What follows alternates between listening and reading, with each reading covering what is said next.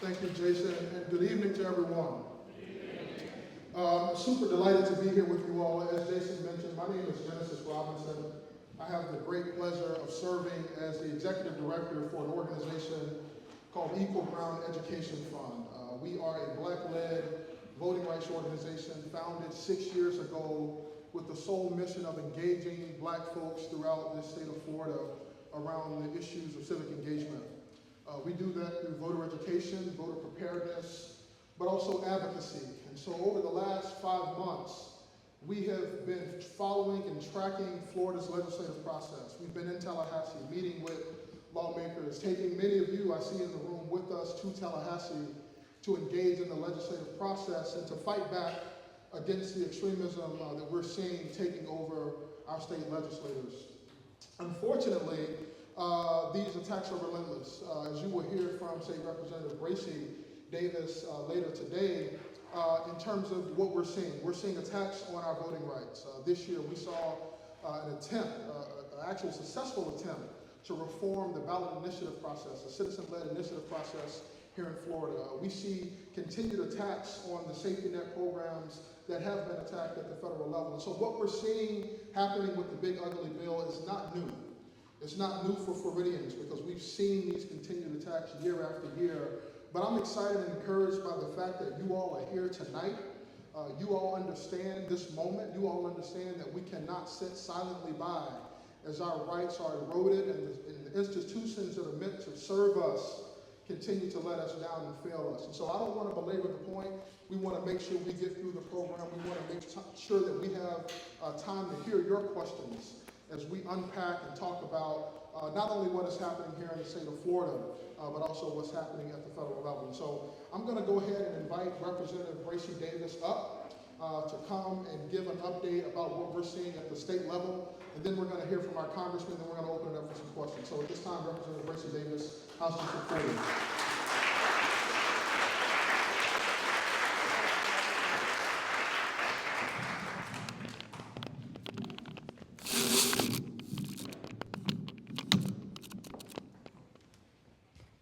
Good evening. What a delight to be here. As was mentioned, my name is State Representative LaVon Bracy Davis. I am also your Democratic nominee for Senate District 15.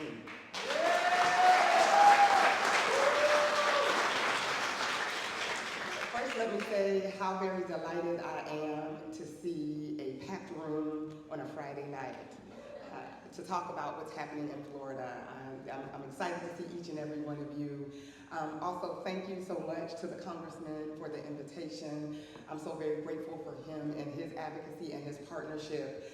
While he is doing the good work in DC, we're trying to do the good work in Tallahassee. So I'm just grateful for our Congressman. So I've been asked to do an update, and I know we want to get to the big ugly bill, so I'm going to be as brief as I possibly can, but a lot has gone on in Tallahassee. So first, before I jump into that, while I'm not on the campaign trail, I need you all to know that there is a special election happening, and election day is September 2nd, that part. So with that session, this session in Tallahassee was filled with missed opportunities. The number one issue in the state of Florida right now is affordability. That's because we've talked to you. We've talked to constituents, we've talked to Floridians, and the issue is affordability.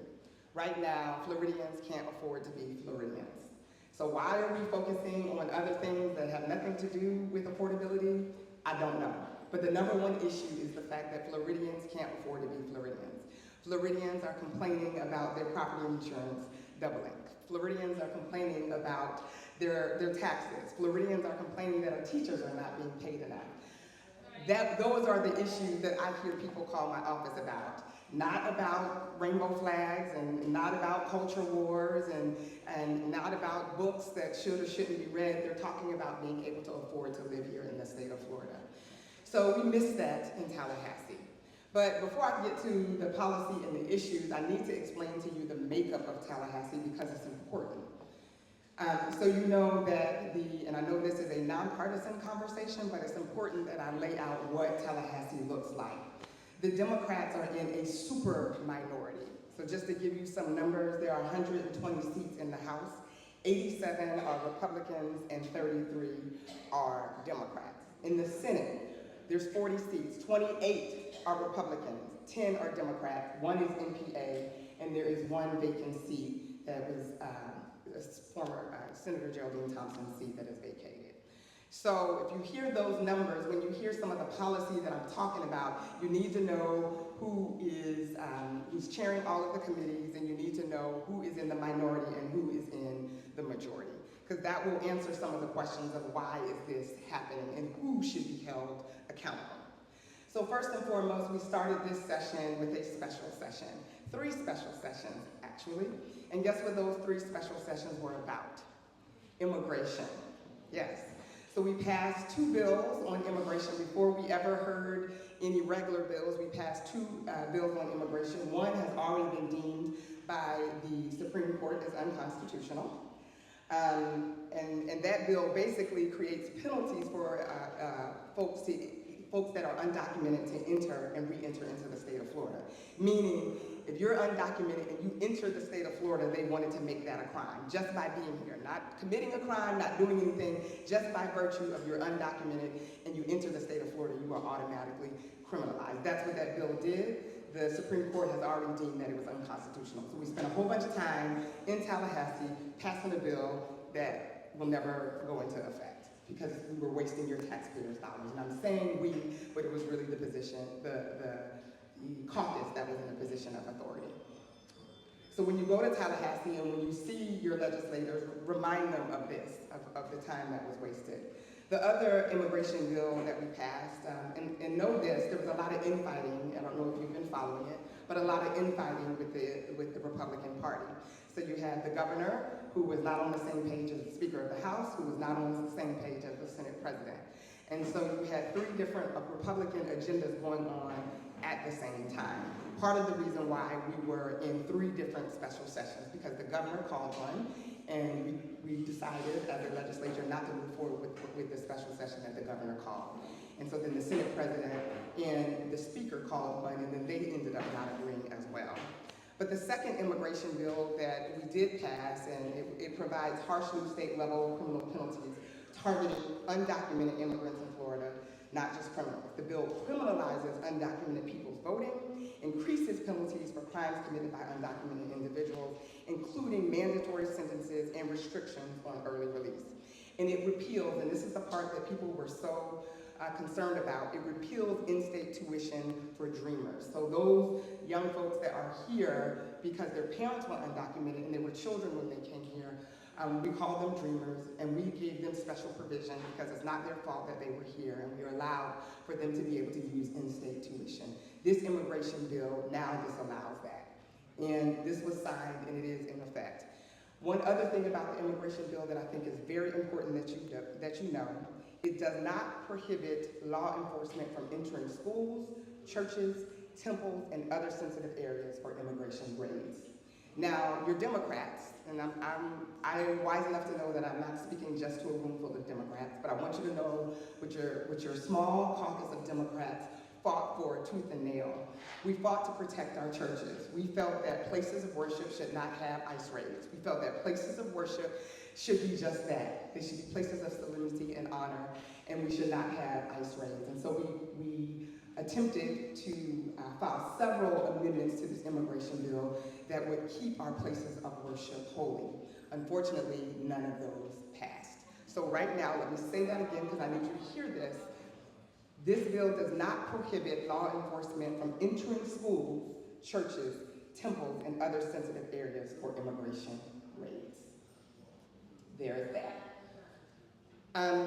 Okay, so let's get into, one other thing about immigration. On tomorrow, myself and the congressman, we are going to the detention center in the Everglades on tomorrow to tour. I need you to know that this is a center that your governor has created by using his emergency powers. He signed the emergency executive order every 15 days that says that he is allowed to spend money because we have an emergency immigration problem. There's $450 million, hear me clearly, that we have spent on this detention center. And guess how long it took to create? 8 days.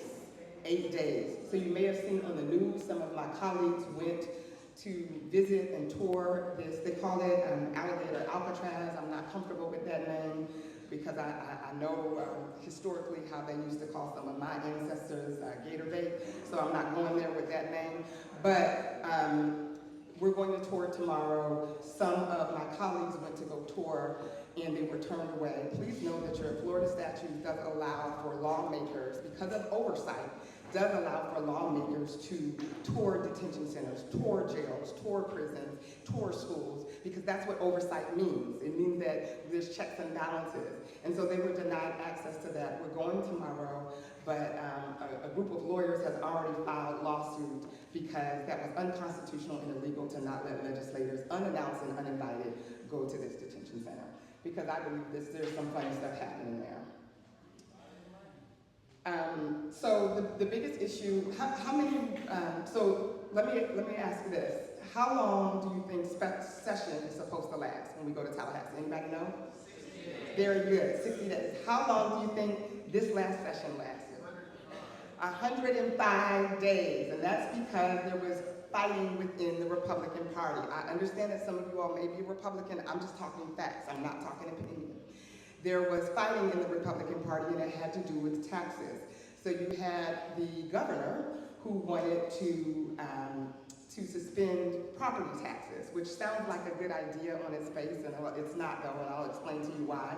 You had the Speaker of the House that wanted to reduce sales tax by 0.75%.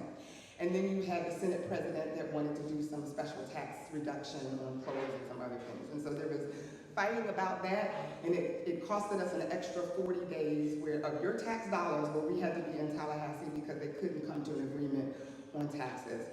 And quite honestly, nobody really won that fight. The reduction of sales tax didn't happen. We did get an extension, a permanent extension and a permanent calendaring for back to school tax relief. There's also taxes relief for buying ammunition and guns and that sort of thing. And there's also some tax relief on hurricane supplies. But the 0.75 sales tax did not happen. Also, the property tax that the governor was saying did not happen. I'm grateful that it didn't, because while he was proposing a tax cut on property taxes, there was no proposal on what we were going to do with funding for our schools and all of the things that pay for, that we use with our property taxes. So I'm grateful that that actually didn't pass, because there wasn't a plan in place what we were going to do with all of that revenue that we get from property taxes. So while I am a homeowner and I do understand that we would love to reduce property taxes, we need to have a plan in place before we do that, or how we're going to make up these billions and billions of dollars. Sound good? Yeah. All right, I'm moving. Somebody, I need a timekeeper. Another big area that we discussed this year was education. I will say, for the first time, there was less culture wars. They didn't exist as much, but they still did exist. We did spend some time changing textbooks from Gulf of Mexico to Gulf of America. And I'm gonna tell you, I get a lot of calls from constituents. Not one single constituent called me and said, we must change these textbooks from the Gulf of Mexico to the Gulf of America. Nobody is calling me, asking me that. But we spent your taxpayer dollars, in my opinion, wasting time dealing with changing the name in textbooks. But be that as it may, there was some wins in the education silo. You all, probably some of my educators in the room, I see Ms. Burns. There was some discussion on incentive funding as it relates to school districts with IB and AP classes. We were able to save that in the end, so I'm grateful for that. As it relates to teacher raises, they are minuscule. I'll be the first to say it. While a lot of us ran on advocating for teachers, your Democratic caucus fought tooth and nail to get teachers more money, but that just didn't happen. In the justice silo, I'll brag on myself for one quick moment. I was able to pass a bill that had to do with the Department of Juvenile Justice. It's House Bill 1405. And this bill supports children and families in need of services, and it passed unanimously in both chambers and on the House and the Senate floor. So there are some ways.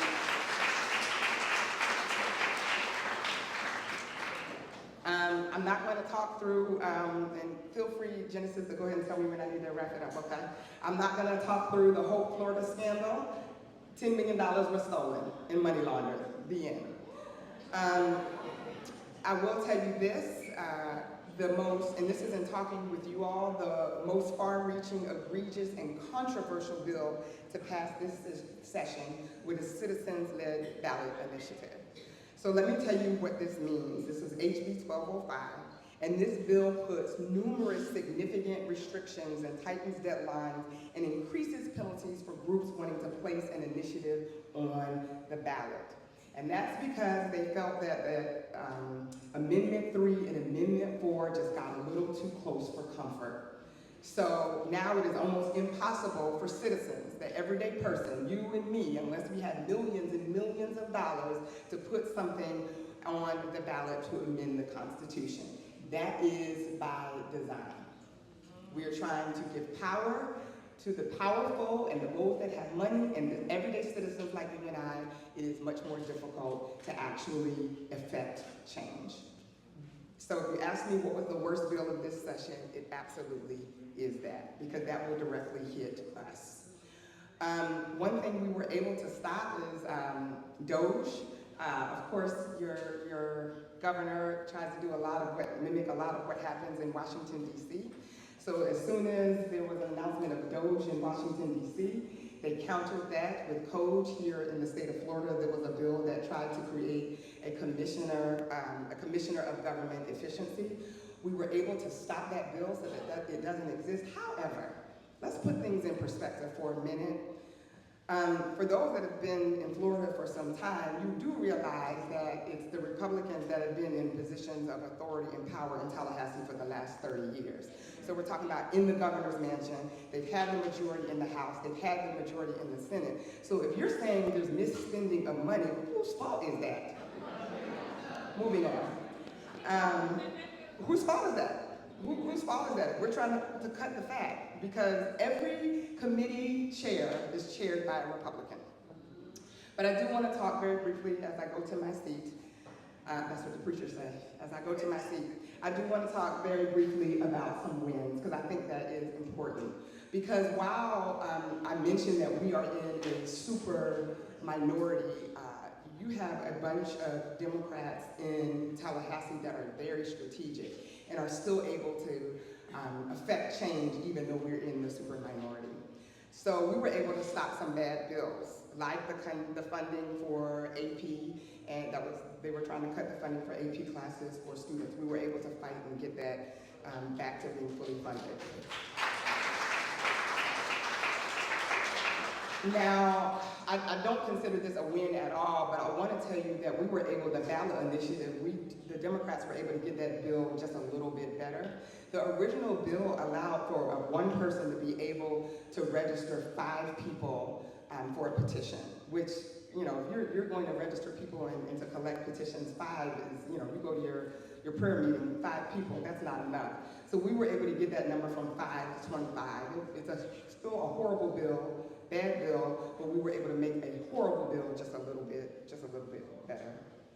And then one thing that I am extremely proud of that we were able to do, and this too passed unanimously, is on South Street, we were able to create, and the legislature approved, and it was signed by the governor, the Senator Geraldine F. Thompson Way on South Street, right in front of the Wells Building.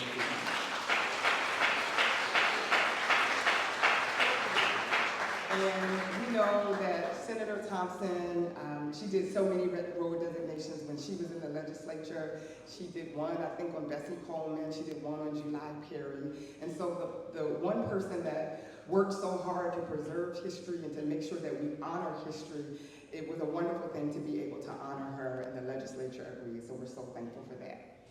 And I will say that for the talking point that some folks, or you may hear that Democrats are not effective. We are effective, but we have to be strategic.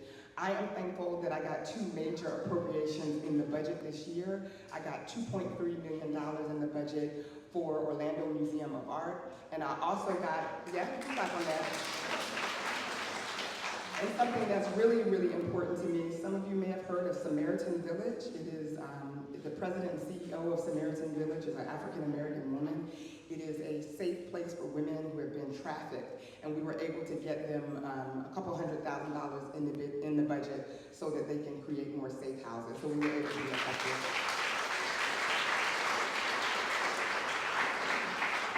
So anyway, that's 100 days in about 9 minutes. Thank you and God bless.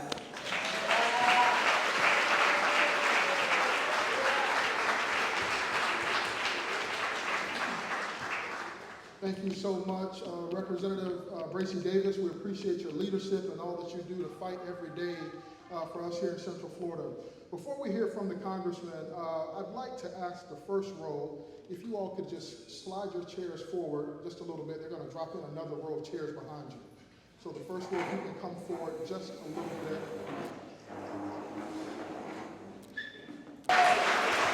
Thank you. How's everybody doing? Is the volume good? Or a little too hot? It's a little hot. All right, bring it down just a little bit. Well, it's so good to be here with everyone. I'm going to try to be as fast as possible because I want to answer as many questions as we can. Because I'm taking a train tonight down to Miami because we're going to this internment camp in the morning. And so, yeah. And, I want to be clear about something. We actually, the Democratic members of Congress in Florida, we planned a trip to go to this facility tomorrow morning, unannounced, about a week and a half ago. Somehow, word got to the state that we were planning this, and then we get this email out of the blue that, oh, we're going to invite you to come at the same time. Let me be clear, we don't need permission from anyone to go into these facilities. No one. It is in federal law, plainly state under what authority they're holding people under and what kind of facility it is. Why are they doing that? Well, number one, if they say it's a federal facility, they have to let me in. Right. And then if they say it's a state facility, they have to let them in. The other thing is if it's a state facility, under current laws, they can't hold someone there longer than 72 hours. They hold them under what's called an ICE detainer. 72 hours. So the law is being broken no matter which way you slice it. And, when we go in tomorrow, I got a lot of questions and a pretty thick binder I'm bringing in, and I expect to get every single one of them answered, including specific cases and specific constituents here in the district that are there right now. I have their photos, I have their names, I'm going to be asking questions and seeing what's up. And I will be back unannounced because I don't need a tour like we're on some field trip where they're going to try to clean it up as much as possible. Let me tell you this, even though, as we speak, they're mopping, they're making sure they're getting all the flood water together, they're making sure the bathrooms aren't spilling over like they have been, they're making sure all the phones are working because all the phones haven't been working, they're making sure everyone gets a shower tonight because one of our constituents was denied a shower for 5 days. They're doing all that right now. But I'll tell you this, a clean cage is still a cage. So we will be back. And the representative brought this up, LaVon Bracy Davis brought this up, that they're using $450 million, our dollars, taxpayer dollars.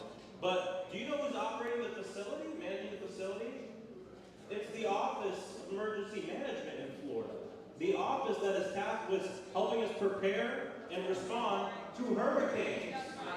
And we're coming into hurricane season where, and hopefully they're wrong, but the leading experts in NOAA have said this is going to be a tough hurricane season like we've seen the last few years. Have you noticed every year over the last few years we've had a 100-year storm? Those storms are supposed to have once in every 100 years. We've had one the past 4 years, every single year, because of the climate crisis. So, and at the same time, we're the Trump administration, which fired a bunch of scientists at NOAA, fired meteorologists at the National Weather Service and Hurricane Center. We are not prepared for hurricane season. People will die. And at the same time, the governor's using the office meant to help us to detain people in an internment camp. despicable. And so I'm proud that we'll all go up there. Before I hop into the big, ugly law, I want to make sure I shout out, of course, thank you so much to this amazing congregation of church for having us here today. We also have, yes, we also have Orlando City Commissioner Bakari Burns here. Commissioner George Oliver here. Thank you for being here, brother. And we have Commissioner Mike Scott here. I'm going to give them each under a minute to say something real quick. But a real minute. Because if you saw when we were just in Congress, they yielded a minute. They said, I yield a minute to Leader Hakeem Jeffries, and he spoke for 8 hours. So, a minute. Good evening, everyone. As Maxwell said, I'm a car runner. I have the pleasure of serving as your City of Orlando Commissioner for District 6. And this is my home church, so I'm proud to be here. I'd like to give a shout out to our lead pastor, Pastor Morrison, for all of his support. And again, it's great to see you all here. So, is that a minute? Yeah, I'll do it. I don't know if I can do that, but I'll try. Hey, greetings everyone. I bring you greetings from the City of Ocoee. I'm the City Commissioner George Oliver, District 4, the City of Ocoee. And I just want to thank all you guys for coming out. It warms my heart to see so many people come out to get information about what's going on in our state, what's going on in the federal government. And as long as we empower ourselves with knowledge and information, we can actually move forward together to keep this city moving forward, but also to keep our state moving in a direction that we can be proud of. Right now, we're not too proud of what's going on in the state of Florida and also what's going on in our capital. But again, let's stay focused, let's stay together, and let's just keep moving. Thanks so much. And wait, Commissioner, there's something historic about your race too. Maybe you should say. Which one? The history That's real. Yeah. Go ahead, tell them the history behind your position. Oh, well, me being what most people already know, I'm the first African-American commissioner in the history of the City of Ocoee.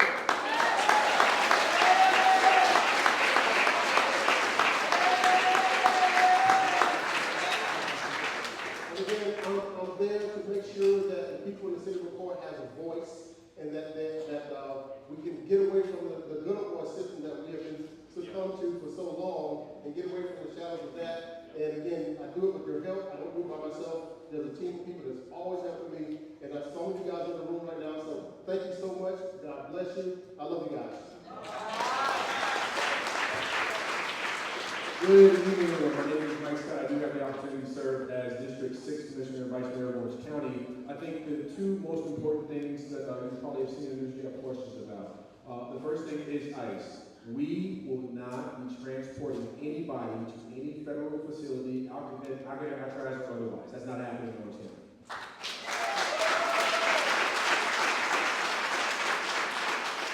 The second thing is, you all may have seen on the news about us cooperating with ICE, and we're going to talk about this next week. We're not signing an agreement. We are short 300 or so officers in the jail, about 250 or so deputies. It's just not happening. And so we are not mandated to do that. We signed the agreement. We were mandated by state and federal law, and so that's not going to happen. And with our city colleagues, we are working to address the issue of homelessness. So thank you for your time, and know that we're going to continue to cooperate. All right, thank you so much. All right, let's talk. I'm going to try to go through talking about the big, ugly law. Say big, ugly law. Big, ugly law. It was the big, ugly bill, but you've seen Schoolhouse Rock. It passed, so now it's the law. All right. So this, I think one thing is true. You know, Trump calls it a big, beautiful bill. We know it's not beautiful. I mean, it's beautiful for billionaires. It's beautiful for mega corporations, but it's not beautiful for the people. But the word big is true. This is the biggest piece of legislation passed in the 21st century in the federal government. This is a huge, huge bill with a lot in it. And so I want to talk about some of the biggest points. I'm not going to talk about every single point here. I'm going to talk about the biggest points, and in the Q&A, we can dig into some specific stuff. The biggest cut in this bill is to healthcare. And it's the largest cut of healthcare in the history of our country. Largest cut of healthcare in the history of our country. 17 million people will lose their healthcare because of this bill. And it comes from two pots, First, the biggest one is Medicaid. We have anywhere from between around 13 to 15 million people that will lose their health care because of drastic cuts to Medicaid. And, Donald Trump is out there saying, well, we're just cutting off the illegal immigrants, which I don't like calling people legal, so I say undocumented immigrants. And number two, we are only going to be kicking off the 30-year-old in their mom's basement playing video games and smoking. And they're on the health care. And I have a couple things to say about this. Number one, here are some facts. You ready? Most people on Medicaid work. Those on Medicaid that cannot work, cannot work. We're talking about seniors, we're talking about people with disabilities, and we're talking about children. Now, I know DeSantis and some Republicans in the Florida legislature want to pass bills to essentially erode child labor laws to put children to work. And I'm talking children. I mean, this is what the president said. He was saying, well, we'll deport a bunch of people and deport a bunch of workers, and then we'll erode the child labor law so then the kids can fill the position. And also what it does is, we've heard this word or this phrase on work requirements. Take that out of your mind. These are not work requirements. This is added red tape meant to kick people off the system. People on Medicaid already work. They know this. Now, let me give you an example. Arkansas passed quote-unquote work requirements, actually red tape, onto Medicaid. A few weeks go by, a few months go by, thousands and thousands and thousands and thousands of people get kicked off the system. Why? Because they added all these new applications, qualifications, things that not everyone even knew about or filled out. And they found one day they just didn't have health care. It got so bad that guess what Arkansas did? They had to reverse it. And they undid that change because it failed so badly and kicked so many people off. That is what the federal government just did. Is enacted that law and those rules onto Medicaid. The rest of the number of people, how we get to 17 million people, is this is really going to impact the Affordable Care Act in a huge way. We're going to see premiums go up for people in the marketplace. A bunch of people are going to be kicked off. And here's one thing that's in federal law that I think is cruel. If you get kicked off of Medicaid, you will not be able to go in the marketplace and get an Obamacare plan. Okay? So we're going to just have more people in this country that are uninsured.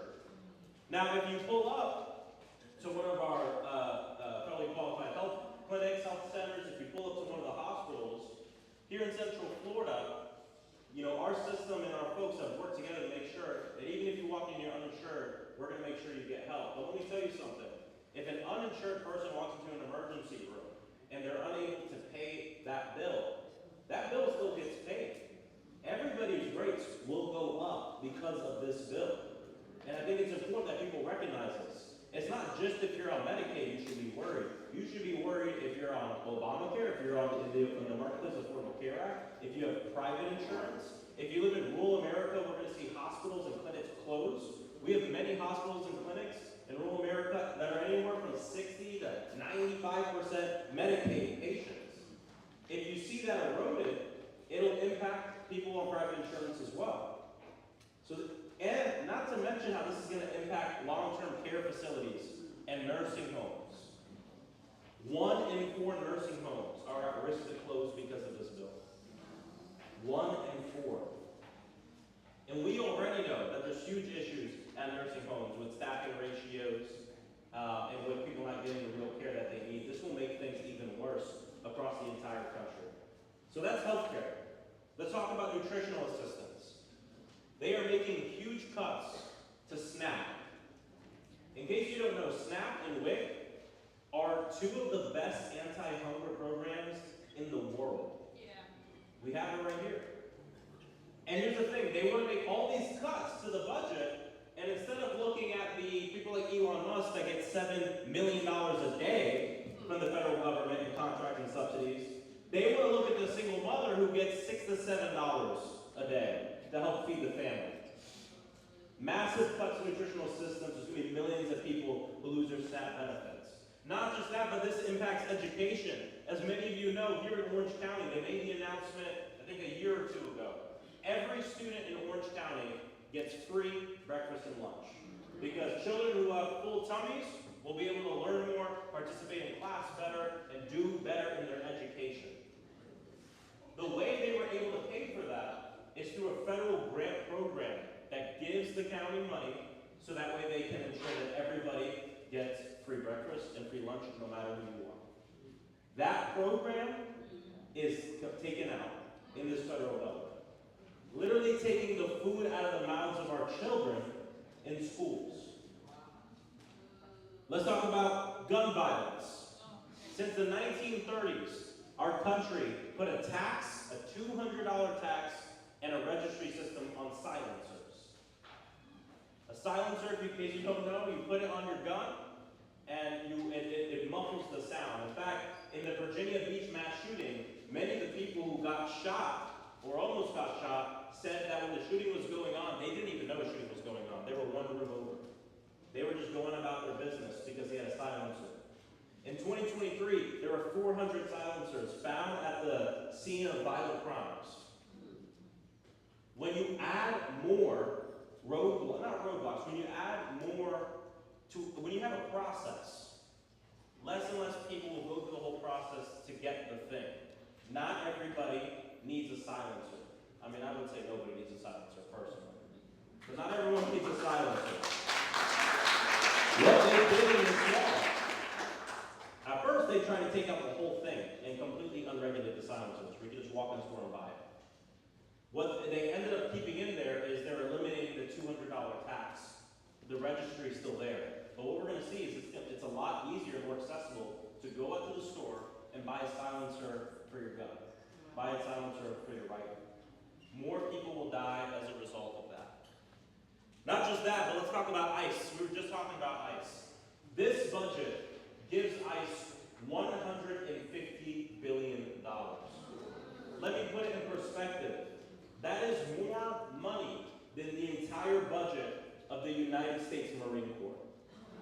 This is more money than the FBI, NSA, CIA, and U.S. Marshals put together.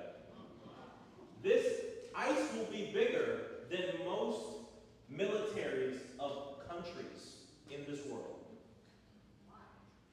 So they're going to, because what they want to do is they want to take all the chaos that you see online and the chaos that we see here in our community and export it across the entire country to every community. Going into our churches, going to our schools, terrorizing our communities. And like I've said, this is not mass deportation. Because mass deportation is a legal process you go through. It can take months, it can take up to a year, it can take over a year. No one is getting a legal process. It's not deportation, it's kidnapping and trafficking. That is what the government is doing right now.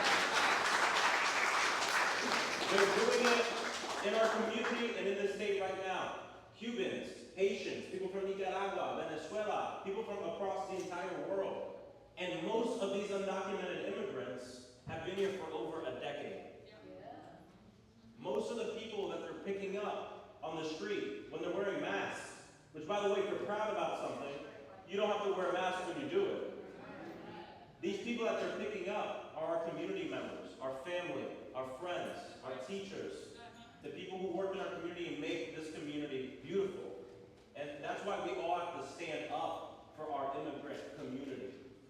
I think that's incredibly important in this moment because I'll tell you this, they're coming for them now. They come for you next. They will come for you next. When they shoved that U.S. Senator to the ground and put him in handcuffs for simply questioning Secretary Kristi Noem, who threw him to the ground? ICE agents. These people are incredibly emboldened right now that they put their hands on a U.S. Senator like that. Imagine what they feel comfortable doing to you, whether you're a citizen or not. This is why we fought fiercely against this ICE budget. And the other thing people have to realize, if you've ever hired somebody, you know it takes time to hire somebody. It takes even more time to hire a federal law enforcement officer. They want to add 30,000 to 40,000 agents in like a month or two. I'll tell you this, they are going to lower those standards. And much like we saw Ron DeSantis do with his little private militia, where they hired a bunch of people who got kicked out of police departments, sheriff departments, and National Guard units across the country for use of power or use of force or different stuff like that. They got hired by his private militia because they didn't do those background checks. Or maybe they did them, but they didn't really care what came up. We're going to see the same thing happen with ICE across this country. And so, you know, and we have to be really serious about this because the president is using ICE to silence speech. We saw what happened with all those college students across the country. Yeah. That because he disagreed with what they were saying, they were picked up in broad daylight, put in some facility, not allowed to speak to the lawyer, and shipped off to some random country. We should all be very worried about this, and this bill exacerbates that. The other thing I want to talk about is energy. This bill also completely pulls the rug on clean energy projects across the country. Our nation has a horrible mix of how we get our energy. We are way too reliant on fossil fuels. And what happens is when you get all your energy from the same source, we are less safe, we have higher rates, and we're more susceptible to natural disasters killing our power. That happens a little bit here, doesn't it? What they're doing is in the middle of all these projects that are helping to bring down costs and make us safer and help us fight the climate crisis, they're pulling the rug out from under all these programs. And what we're going to see is for many families across the country, we're going to see an average hike of up to $400 in their energy bill per year. $400 per year. This bill is horrible. And you might be asking, why do they want to cut health care for people? Why do they want to take food out of the mouths of children? Why do they want to do all this? Is it just to save money for the debt? No.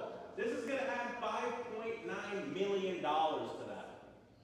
And I bring this up because when the debt is that high, it doesn't matter if the Fed brings down interest rates. When you go to get a mortgage, the interest rate is going to be high. When you go to buy a car, the interest rate is going to be high. So why are they doing it if it's not to save money? It's to give a tax giveaway. It's to give a tax break to billionaires and mega corporations. That's the whole reason they did this. It's the same old thing. The rich getting richer, the poor getting poorer. The bottom 20% of earners in this country will lose wealth because of this bill. The middle of this country will either not see an impact or lose health because they've lost their healthcare nutritional systems or because their kids aren't doing well in school because they can't eat in school. The top 20% will gain, and the top 1% will gain hundreds of thousands of dollars every year because of these cuts that were made. What we're seeing happen in this country, and you all know this because you live it, the job and salary that 10 years ago, that 20 years ago, could cover your groceries, could help cover your rent or your mortgage and all this, doesn't cover everything now. That's why we see our food banks in Orange County are now serving families at over the levels that they were serving people during the pandemic. And here's the thing. You think about a food pantry, people have like a caricature of the person that comes. More and more working families are pulling up in the minivan. People who have jobs, they have a home, but they can't afford to eat. And so this is what this president has done. He campaigned on bringing down costs. What did he say? Day one, what's coming down? The cost of groceries are coming down on day one, is what he said. They've only gone up. He used these tariffs in such an idiotic way to the point where costs went up for everyone across the country. We're less safe now. He said he was going to end all these wars. And then he's out there bombing people left and right using our taxpayer money. And yet working people are still suffering.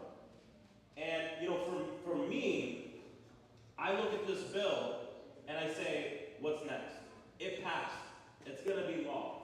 I want to talk about the timeline because my hope is that this gives you hope. Because what they want us to do is say, oh my God, it's all over. I was on TikTok the other day, I saw a video with like 1 million views and like 100,000 likes. And it was some person saying, this bill passed, there's not going to be any more elections, it's completely over. Move or this and that. tell you this, and some of you might disagree with me. I would love nothing more, if I'm running a campaign, for the opposition to be telling their own people that they're not going to have to vote. Because if you think there won't be an election, you won't try to win one. Come what may, we will deal with the bridges when we get there. But don't have in your mind that it's all lost. Because they want you to act like it's all lost and you stop fighting. And so, because I'll tell you this, most of this bill, in terms of the healthcare pieces, doesn't hit until after the midterm elections. Actually, the first way he wrote it is he wrote it so that way everyone loses their healthcare after the next president gets elected and gets sworn in. But for some Republicans in Congress, the bill wasn't evil enough. They wanted the cuts earlier. But Trump was like, you can't do it too early. We have the midterms coming up. If everyone loses their health care, we're definitely going to lose the midterms. So they compromised. And the compromise is most of these health care cuts will hit just after the midterms. But that should give us all hope and empower us. Because that means when that president comes to us, hopefully a Democratic Congress, and says, here's my budget, we need to pass the budget, we have an immense amount of leverage to say, you ain't getting anything until we give people their health care back. And that's why the midterm elections are so important. But we can't wait a year and a half to fight this. That's why I call the midterms, it's our next biggest checkpoint. But on the way to the checkpoint, we still have a race to run. And that's part of the reason we're hosting these town halls around the whole district. I saw someone send me a message saying, hey, notice a lot of that. Yeah, I have a lot of colleagues, the Republican National Committee told my Republican colleagues, stop hosting town halls. They said stop hosting town halls because people are yelling at them because, I don't know, when you take people's health care and food from their children, they get kind of mad.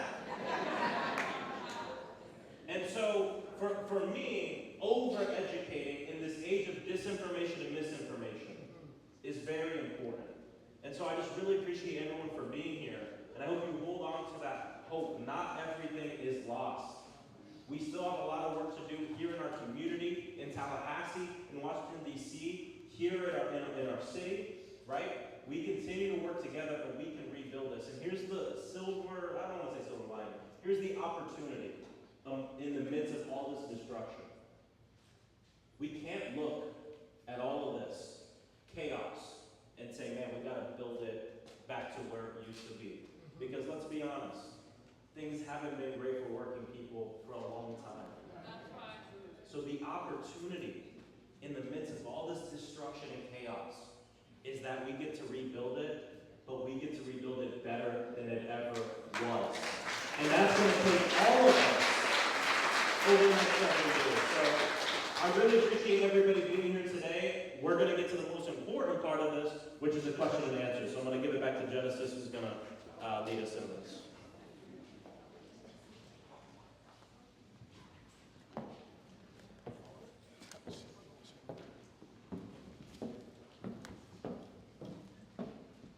All right, thank you all again for being here. So we're now going to entertain some questions. We ask that you line up at the microphone. If you are unable to go to the microphone, if you could raise your hand. We have individuals in the crowd who will come to you with a wireless mic. So we'll start in the back and we'll alternate between both mics. Mr. Ayers, the floor is yours, sir. Thank you, Congressman. Thank you, State Senator.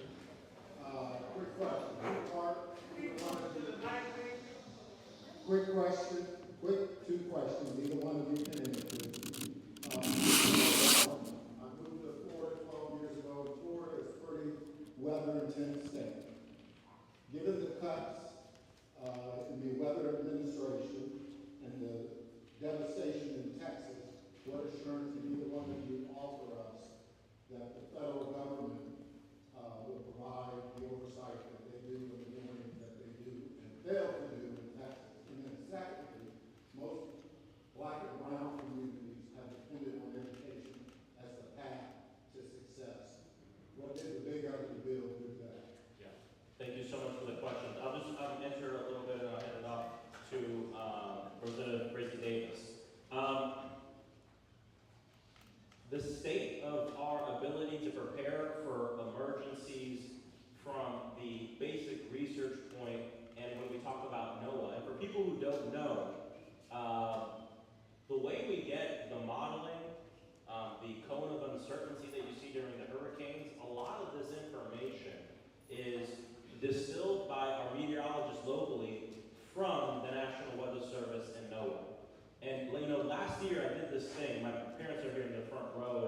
did this thing that I didn't tell them I was going to do until I was in the plane already.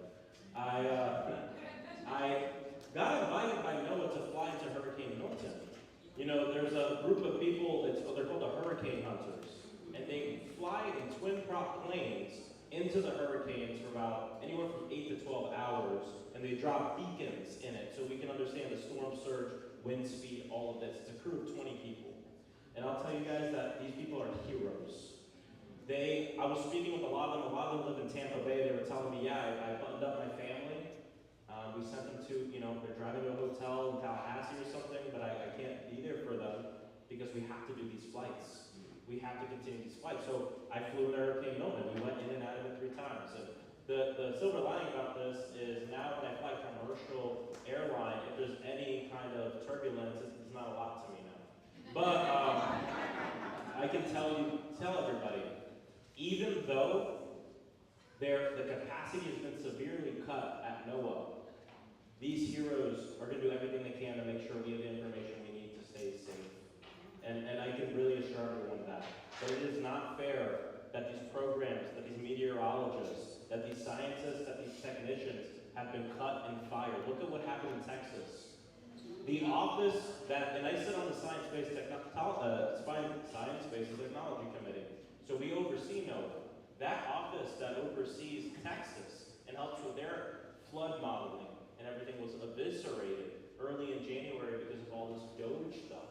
And you can ask the governor is up there holding water for Trump. But if you look at what the local officials are saying, what the local law enforcement and first responders are saying, and what the local meteorologists are saying, they did not receive the type of information that they're used to as it comes down to these type of storms and modeling what the flooding can look like in certain communities. And I think we're at over 100 people that have died.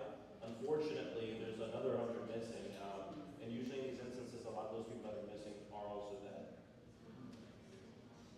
So it is terrible. But either way, let me give it to Mr. Tim, I want to answer the education part of your question, because while I am unsure what the big ugly bill does for education, let me be real clear, there's an attack on public education in the state of Florida. So yes, a full-blown attack, an assault, should I say. Now let me be clear, the Florida Constitution says that we should fully fund free and public education. But we also know here in the state of Florida we have universal vouchers, meaning that it doesn't matter how much money you make, you can get a voucher and you can send your child to private school.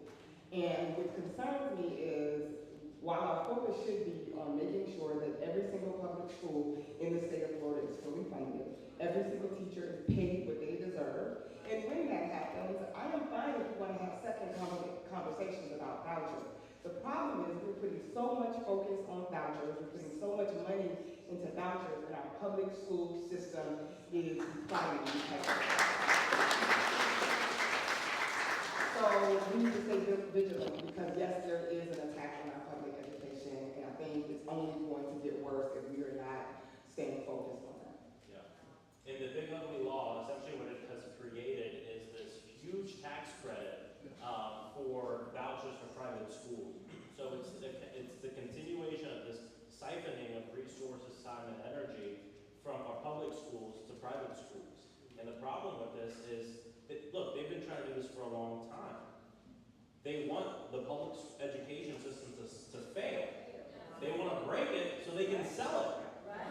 Sell it to the highest bidder and privatize public education.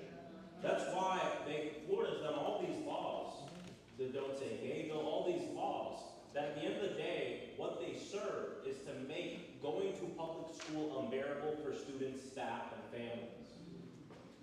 And cruelty isn't just the point, it's the strategy in making sure that we break our public. The other thing it does is if you know someone with student loans, which of course we know that Black Americans disproportionately have more student loans than everyone else, have this crushing debt on our communities. It takes away the SAVE program, which was a program started by President Biden that made it so that way people can pay off their loans in an interest-free way. If they're falling on hard times, they won't accrue interest on the loans, and they can have lower payments as well. It rips away that program. Millions of people are about to have their monthly payments skyrocket. Many people are just not going to be able to pay it, and it's going to hurt their financial health as well. And that's what President Trump just signed. Pretty simple question for all three of you. What do we do now? What do people in this room, what can we do? Between now and this time, it should be. How do we turn around the situation in the legislature? How do we register voters? Are the numbers there, the people there? It's probably not in Orange County. Yeah, I appreciate it. And before I answer your question, I'm going to give a disclaimer, just because I like to be very transparent about this stuff. This town hall is being hosted by my official government office, not my campaign. And in Congress, we actually have a very strict divide between campaign activity and government activity. Now, a lot of my colleagues don't care about that rule, but I'm under a microscope, especially this administration. So I really like to stay on the right of everything above board. I can answer your question pretty broadly, but I can't talk about candidates winning campaigns, if that makes sense. But what I'll say is this: advocacy is so important in this moment. We got to use every tool in our toolbox, and this is something that the opposition does very well. You know, as an organizer, and as I was growing up in the movement world, I had the honor of doing many different types of organizing: electoral work, registering voters, protests, direct action, mutual aid, even work culturally with music and trying to figure out the way to bridge that gap between cool and consciousness using the arts. And something I always found in some of these spaces is people would be disparaging each other. Oh, the voting doesn't matter. Oh, the marching doesn't matter. Oh, this doesn't matter. That doesn't matter. It all matters. Yes. And we're never going to win until we respect and resource all of it. And so what I encourage everyone to do, I could list a laundry list of things that you should do, whether it's protesting, whether it's after the protest, picking up a clipboard and registering voters and making sure people know that every 2 years now, every cycle in this state, you get kicked off the vote by mail rule, which means we got to up our work in making sure people vote by mail, which traditionally is the way a lot of Democrats vote in the state of Florida. It's mutual aid work. It's the fact that there is harm going on now. So we have to be out there, of course, feeding our families, access funds, different work like that, legal funds and legal work to help our immigrants ensure that we're teaching people their rights. There's plenty of work to go around, but here's the best advice I can give you. Find an organization or group of people that are doing good work here in Central Florida and get involved, because they can tell you what to do every day. And to be honest with everybody here, they've been asking for your help for a long time. Yes. But the good thing is it's not too late. Get involved. And there's people doing the work. Ask them, what can I do? But there's great organizations. Of course, we have Equal Ground here, and I'll pass it to John. Thank you for that, Congressman. And, what I would add to that is not only do we need to be informed and educated about what is taking place in our community, but we need to understand the power of civic engagement as a multi-step action. For too long, we've gone to vote and we've disappeared into the next election. And so we need to be engaged year-round, talking to our legislators, engaging with them.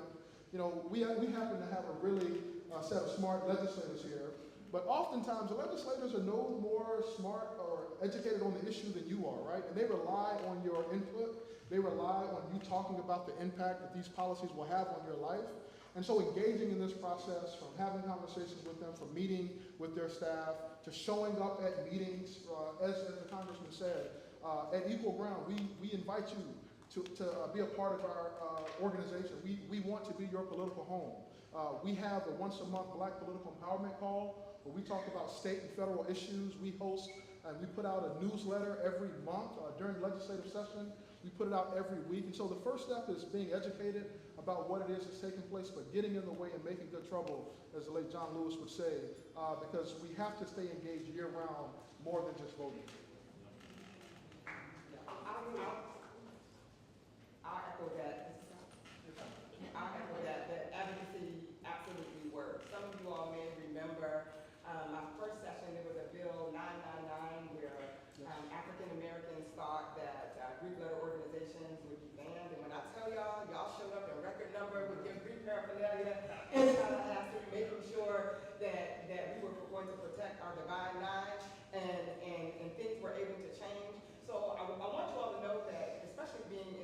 minority, we need to feel your energy in Tallahassee. We need to hear you, right? And not just knocking on my door because we're like mine, but also knocking on the opposition's door and telling them why they are passing bills that don't fall in line with the constituents that they serve. Mr. Colton? Good evening. Larry Carlton, President of the Florida Voters League.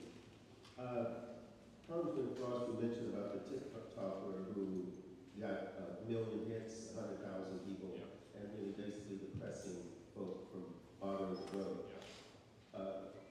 Representative Bracy Davis, you just won your Democratic primary a few weeks ago. In that Democratic primary, 126,588 registered Democrats in that primary. Of that, 12,983 voted. 10.26%. Now, with everything that's going on, federally and in this state, where are the Democratic Party people? What is going on here? Why aren't they participating in the process? By the way, the Voters League meets tomorrow at 10 a.m., just right down the street at the James R. Smith Center. We welcome you there.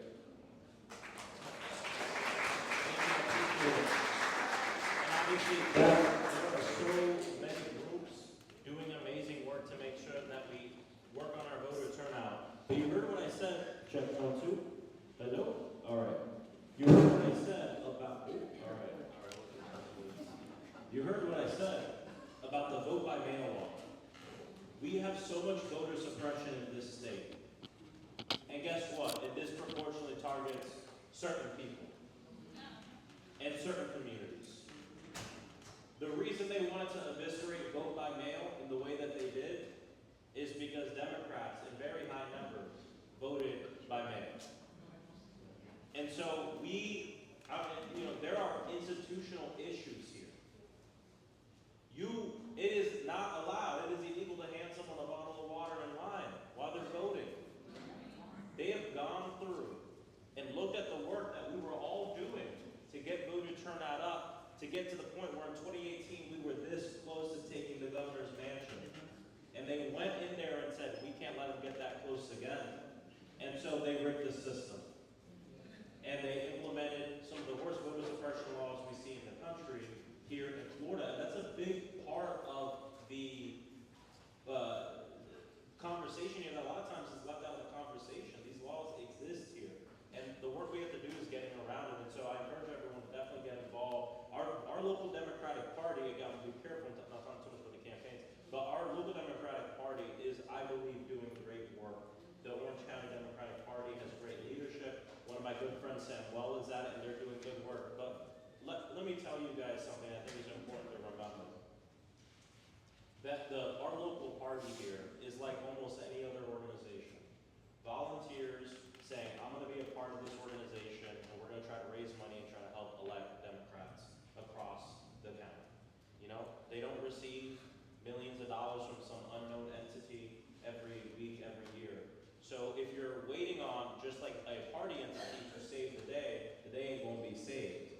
It is a part, we are all part of this ecosystem of building up, and I appreciate the work that you guys do in making sure that we bolster voter turnout. But fighting these voter suppression laws, I'm going to tell you, is a really big piece of the puzzle here.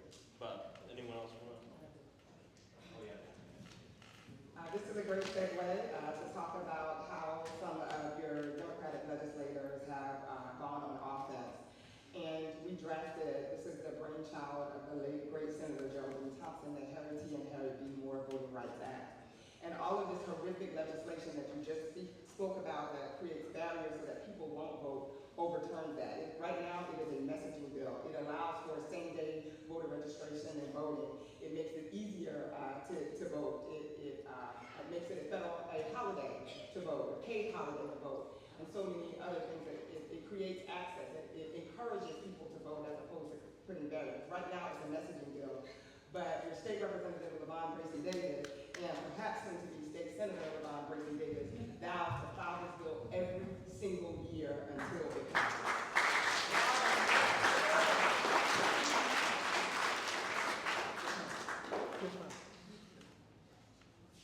Good evening. I have two questions for Representative Bracy about the school system. I got this information, I was out of the state, that the governor is passing something to give parents $9,000 for each child Yes, that's the voucher. to keep them at home. Yeah, that's the vouchers and homeschool. So yeah, again, and think about this for a second.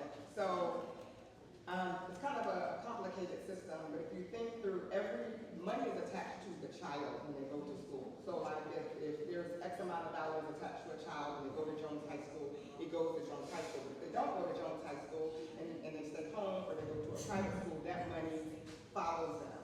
So if there are less students in Jones High School, that's less money that Jones High School is getting as opposed to alternatives. So yes, that absolutely does exist. And that's why we need to be careful when we talk about universal vouchers. While I do believe in choice, I believe in choice for my body, I believe in choice for education, I believe in choice. But I also believe that we need to follow the Constitution, which says we fully fund public schools.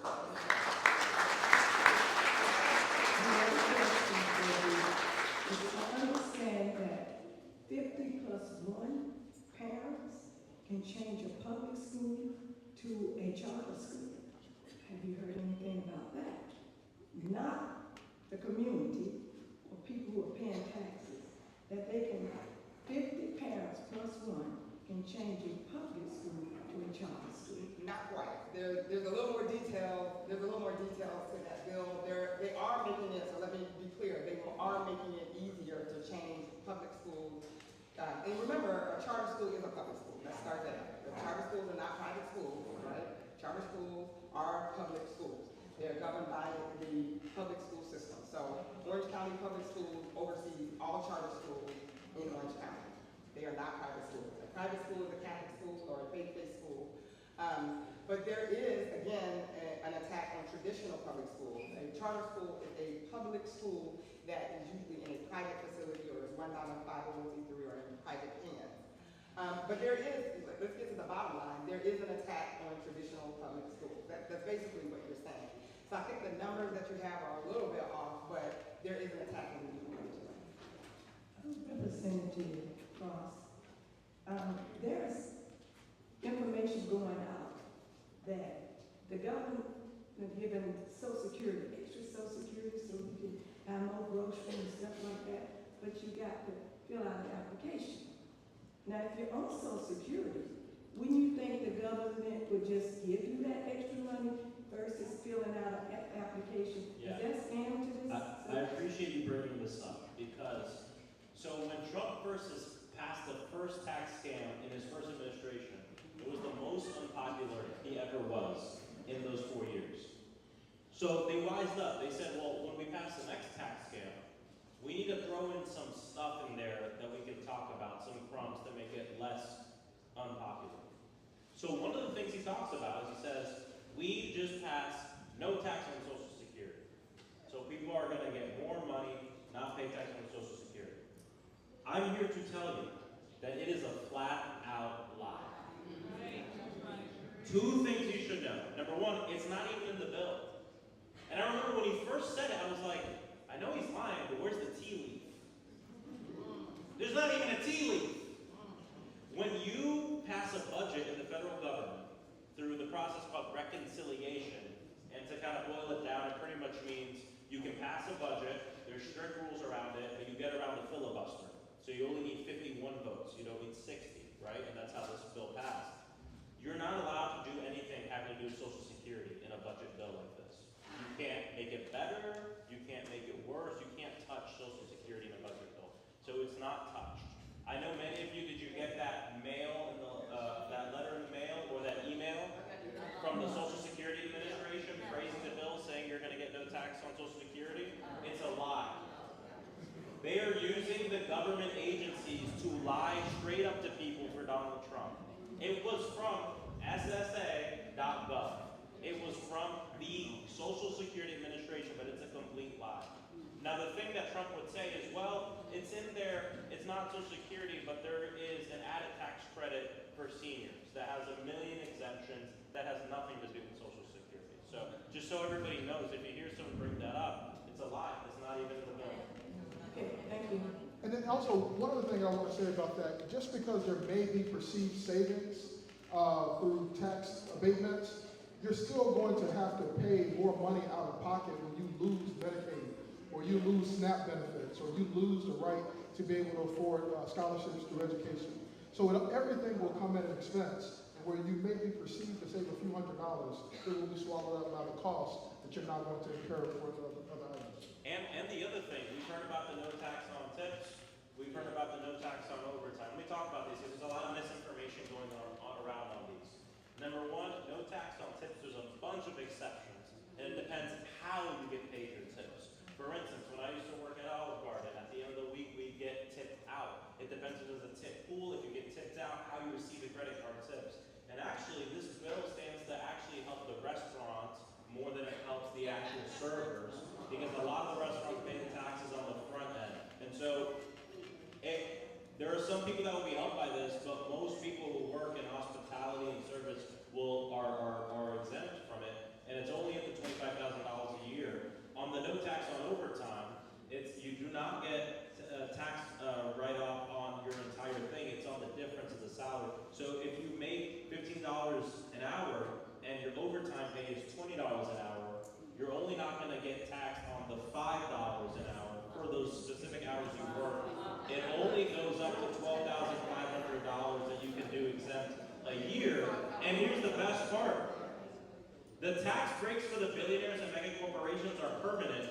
No tax on tips, no tax on overtime ends when Trump leaves office. Okay, so those are some facts for you about that. And like Genesis, like you mentioned, yeah, maybe there's like a few extra bucks here and there, but if you don't have health care, where's the net benefit? It's a net negative. If you don't have nutritional assistance, how does this help you? So it's important to know that this bill makes wealth inequality worse. It makes that way the rich have more resources and everybody else has less resources. Hi, Mr. Frost. I don't know if you remember me. I was at the meeting with Jamie Raskin that you held earlier at my Social Security that you're on. My point, I don't have a question as much as a point. We're all required here. We know if you want to get involved. We're educated. We probably need to follow the community. But I will say, the thing that bothers me the most, there are other issues I want to bring up, but there's time. When I tell people that I met Jamie Raskin, which I was so pleased to do, they're like, who's Jamie Raskin? Oh yeah, at least only 1 out of 5 people knew Jamie Raskin.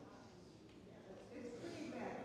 So another thing, with ICE, just so you know, the Orlando Visibility Brigade is doing an ICE-themed stand on a bridge in Orlando location because they like kicking us off.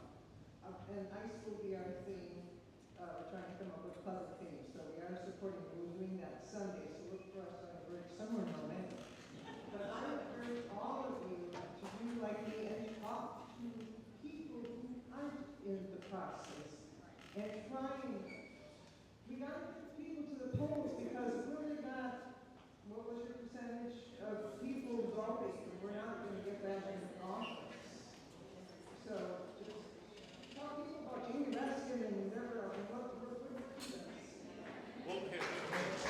Thank you, I appreciate it. Love Jamie, and he's a great guy. But you know the thing is, there's 435 members of Congress, right? It's hard for everyone to know every member. But what's even more concerning is most people don't even know who the member of Congress is, right? And so there's more work to be done. More work to be done, of course, in civic engagement and making sure that we teach people about who their representatives are. And it's important for representatives to make sure that they're out in the community, doing those town halls, doing what they need to do to make sure that people know who they are and the good work that they're doing. But I appreciate it. Yes. Hi, good afternoon. My name is Kim Johnson, and I'm president and CEO of Florida Impact. We are a 45-year-old organization, anti-hunger organization that has been literally fighting since 1979 to mobilize communities to access these important federal interest what, as an organization, do you feel? What can we do? Because this is horrifying to me, because this is our mission. This is what we do. We are literally a boots on the ground organization that every day we are fighting for our families. We fought hard along with 200 churches and other nonprofits, calling and talking to Senator Moody to just try to get to do it. Yeah. So Yeah. what can we do? Yeah. Can you leave me with some hope? Yeah, well, I appreciate the work that you guys do. First off, definitely connect with our office because we have a list of partners that we try to give updates to on what's going on with the federal government. Do you guys work with Second Harvest as well? Okay. And so the good thing is TANF is not eroded into this bill. It is something they want to go at in the future, but I think they're going to be unsuccessful in that. And that's, you know, a big pocket of those resources with Second Harvest and all those resources. So we're going to keep fighting on that. We are gonna see an increase in hungry people in our community. More people, obviously with not enough resources. And part of what we're gonna need to do is bring together our community, whether it's businesses, of course, clergy, churches, elected officials to help fill that gap as people are thrown off of nutritional systems. But here's some hope. A lot of those, the timeline for a lot of the people being kicked off of SNAP is another one where we're able to really assert our power in Congress to take back the House, that we can use leverage to help make sure people, you know, retain that. And so that gives me hope in these elections coming up. But the good thing too is our area, Orlando, Orange County, our region, we're a region that works together in a really big way. You see it in elected officials. We're always partnering up on stuff. We're always doing work, but even with business community, clergy, churches, I mean, you know, our anti-hunger system here in Central Florida is strong. Of course, not enough resources to go around, and we need to fund more. But that gives me so much hope in this moment that we'll be able to move through and weather the storm, get to a place where we have political power and actually end hunger in this country. Because I'll tell you, and you know this, in the richest country on the face of the earth, hunger is a political decision. That's all it is. We don't need more resources in the country to deal with the hunger. We just need to make sure that we prioritize it. So I appreciate it. Thank you. Good evening. My name is Dion Turner. I'm the president of Richmond Heights Neighborhood Association. My question is not to create fear, but because I know we are not to fear, because the Bible even tells us not to fear, but the information is being put out by the blackout. Is that something to be concerned about? And is it something being prepared for it, the blackout? I know you said you watched on TikTok, and everybody could watch TikTok. So I just wanted to know, I know it's not just me that hadn't heard of it, but it's the blackout that could possibly happen. Are we prepared for it like we are prepared for hurricanes? Ma'am, if you could clarify, what is the blackout? I don't think. The blackout, from what is being shown on Facebook, is like what they're saying because of what they did to Iran. And they're going to answer back with cut off all of our power and all of this. It's not great fear, but I am asking because I'm concerned, and I appreciate you guys for creating a space for us to care and to have our concerns expressed. I appreciate it. Yeah, thank you so much. I haven't read about this all. I'll look into it and check it out. But in the case, if I get it right, they say that, you know, essentially it's like a strategy or something to scare people, turn off their Wi-Fi and power and stuff like that. Well, the good news is, you know, nationwide, a lot of our utilities, a lot of this stuff is hyper-localized, right? So there isn't like a switch in DC that they, you know, that they hit and everyone loses their power and stuff. And the good thing about this is know that at least here in Central Florida, we're proud to be a blue bubble in tomato soup. And we have great local people on our city council, people who work here, who help ensure that the trash gets picked up, that the power remains and all of this. And so I wouldn't worry too much about that, but I will say that it leads to a bigger thing. We hear a lot, whether it's blackout, whether it's no elections, all this stuff is popping up. And I'll tell you guys, it's not coming out of nowhere. It's coming because we have an authoritarian president who's pushing things to the brink, where we could say, wow, it's believable that they shut off the power. It's believable that there's not this and not that. And that's why it's this culture of fear. But here's one of the, you know, I've been doing a lot more studying and research on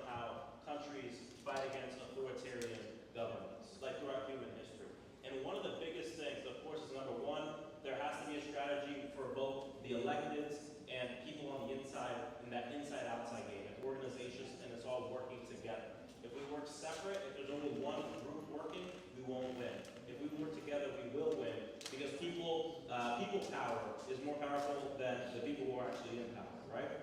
The other thing that I think is really important, though, the way you fight an authoritarian is a lot of the time, don't believe him.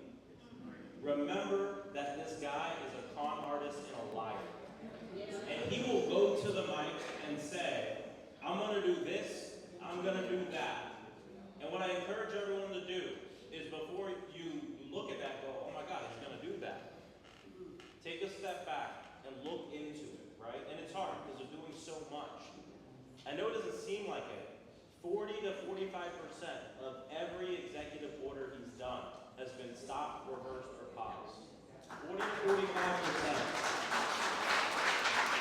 I'm not saying this, let me be clear, I'm not saying this to say, calm down, everything's chill. Everything's not chill. Because there's still another 55% of things going on. But what I'm saying, there are obviously, he is breaking the law. But the way these authoritarians get more power than they have is when they make the people believe that they have that power. Right? And so, don't give him that power by believing he has that power without looking into it and without, fighting against it as well. Because what they do is they dip their toes, they do something illegal, and then they look at the streets to see the way that people are responding. And if the streets are clear and no one's talking about it, what do they take that as? Permission. Permission to do it. That's why the Maxwell protests, plus the voting, plus all this work, we have to do it at the same time. But I appreciate the question. Thank you. Yeah. Good evening. I would like to request, Congressman Adam, that you pay attention to creating a public bank in Orange County in the state of Florida. The Professor Richard Warner, one of the leading lights in the world of banking and finance, has written a white paper about how to start one in the state of Florida. I've been working in this area for 12 years to start a public bank. If we're going to change things, this is a great moment to begin to put in place things that have never been tried before.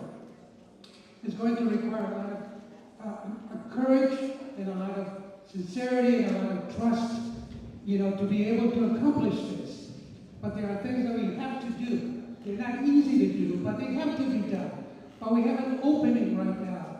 And it seems to me that if we are really people of faith, we know that we can overcome this, because these folks have created their own seeds of their own destruction. And then it will come to pass that they will destroy themselves. We just need to not stop, keep going, and have faith that we will overcome this. But it will not be overcome by doing the same things. We need to try new approaches. We have an open window right now, and I hope that you would help me and help you. I am going to continue to fight to create a public bank in Orange County. Okay? It has to happen. We're throwing the money away, especially now that we don't have the money coming in. What are you going to do? The same old thing is not going to make a difference, not that much of a difference. Right? So create new ways to create money. And a public bank is one way of doing it. I'd like to put forth the idea of calling it a Commonwealth Bank, because it's for the common people. Thank you very much for your attention. I appreciate it when we've spoken about this before, and I think this leads to something else too. Because I'm generally supportive of public community banks, but I think this leads to something else that I think is important. We're in this moment, and let me do some real talk about my party and Democrats. Number one, it's not enough to be just anti-Trump. We have to come forth with ideas of what we would do, and then we need to do it. And what you just heard is a big idea, and that's what we need, big ideas. I think, for me, we're in this moment where I don't think people are going to be interested in a solution that helps some people at this point in time, 8 to 10 years from now. I think people want to know, how are we going to have universal health care? How are we going to fix this housing crisis because the rent is too high? How are we going to ensure that we fix this homeowners insurance crisis? How are we going to make it so people aren't getting kidnapped in the middle of the street? And these are going to be big ideas. And I think that's how we're going to inspire people. We're talking about voter apathy. 50% of this country doesn't vote in the presidential election.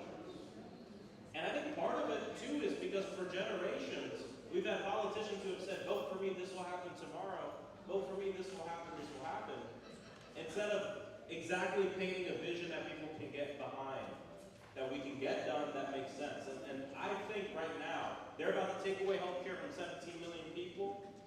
To take back the House, we can't say, vote for us, and we're going to get it back to the 17 million people. I think it has to be vote for us, and we're going to make sure everybody has health care in this country. We're going to fix this broken sickness care system, and we're going to have a health care system. And so I appreciate you coming up here talking about your big idea, and I think that's really important for the Democratic Party to be all about. All right, thank you all so much for being here tonight. We have to go ahead and end. The congressman has to go for travel, but we do appreciate each of you being here tonight and engaging. And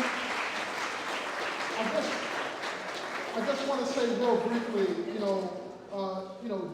don't lose hope. There is power in numbers. There's power in us coming together and recognizing that there's more that we can do. And we just again want to thank you all for being here tonight. And good night.